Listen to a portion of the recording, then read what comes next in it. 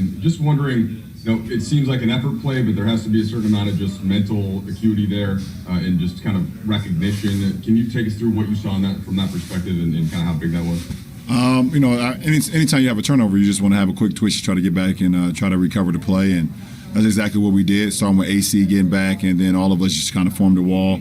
Dennis did a great job of standing in front of Kemba, even though Kemba got to his patented shot to step back. But Dennis still got a great look. Got a great contest on his shot, and Tice missed the layup. So we came away with a win. Greg spoke about shortening the rotation to 9 for tonight, and that's been something he's been juggling with. You have 11 guys at least who you'd like to give more minutes for. Just your experience over the years and what it's like having the rotation like that and how that impacts guys night in, night out. As professionals, we all just have to stay ready when our number is called. We're here for one reason and one reason only, and that's to try to win a championship, and that's what it is. Okay. Hey, AD talked a little bit about sort of just not wanting to lose 3 in a row and having a little extra energy from that. In what ways do you feel like maybe that extra energy or extra desire to break the losing streak came out tonight in your guys' performance as a team? Well, we don't want to lose 1 in a row, and then we take pride in losing 2 in a row, and we did that, and in Philly and Detroit. And so we knew we was coming into a hostile environment in a hostile building, understanding how good this team is, and we had to play some really good basketball in order to win, and we was able to win 1 possession more than they were tonight and come away with the win. Ken? Hey, LeBron. You guys obviously every time you step on the court, you guys have a lot of talent that you put on the floor. But over the past year and 20 games, I guess this season, playing harder than the other team, wanting it, I guess, more has been a thing that's really shown through. How have you guys been able to keep that sort of like we're going to play harder than you more nights than not sort of mentality? Because talent can only take you so far. At the end of the day, there's a lot of talented teams in this league, but it's how far you can go as far as how hard you play, how much you challenge yourself on the defensive end to try to get stops, to want to get stops, and just have that mentality. So that's just who we've been over the last year or so. Bill? Hey, LeBron, that group you guys started the second and fourth with THT, Caruso, Trez, and Kuz and yourself isn't one we've seen a lot before. You had a lot of success with it tonight. What do you like about that group, and why was it effective against what they were doing? It's a high energy group. We all play with a pace, with a level of energy, and we just fight off one another. And it's a team that can. We have multiple ball handlers, multiple guys that can slash and shooting.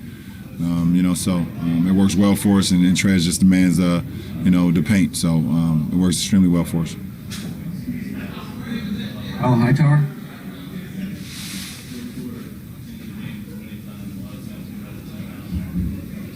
I think you're on mute. Yeah.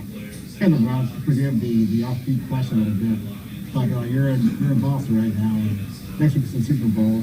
You gave a shout out to Tom Brady last week, and congratulate him for catching the Super Bowl. What did it do for you to see a guy like him play to 11 years of his age and build anything at that high level? I mean, that's the difficult sport. It doesn't do anything for me as far as what I do in my profession, but what it does, it lets me know and lets both of us know that we can still play this game at a high level, no matter how many miles, how many games, no matter how many doubters, no matter the statistics of, in our respective professions at our age, we can still dominate our sport. And also we can bring together groups that we may have not been around for a long period of time. It's just our professionalism, how we attack the sport, how we attack every single day of being a professional, of wanting to win every single day in the practice, on the film, on the practice field, and in the games, so on and so on. So, we gravitate towards people and people gravitate towards us because we have one common goal, and that's to win and win at the highest level. That's 2 questions, Joe Martin. Hey, man. What did you think seeing Tristan in a different uniform tonight? And then, when you play Boston, that's all you see. You see green. You don't really see the person, when you play Boston. So it was no difference. But it's always good to see my brother. Love him to death. I'm extremely proud of him and the leader he's become. He's now a vet for this team, and they're going to use his knowledge, throughout the course of this season, both on and off the floor. So I'm happy for him. Last question, Melissa Rowland. Hey LeBron, I have kind of an offbeat question for you as well tonight. There's been a lot of talk, obviously, about how your game has grown from when you were 18 to 36. How would you say your leadership has grown and evolved from when you were 18 until now? I think you continue to learn.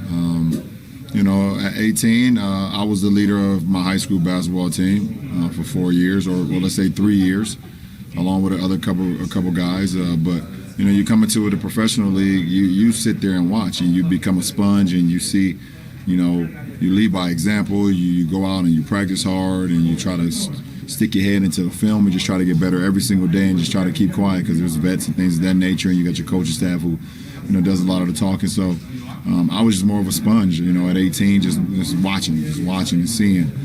But I've always had that leadership trait. Whenever it would become available to me, and someone would come up to me and say, "We need you to lead." So as the years went on, it just continues to build. It continues to grow.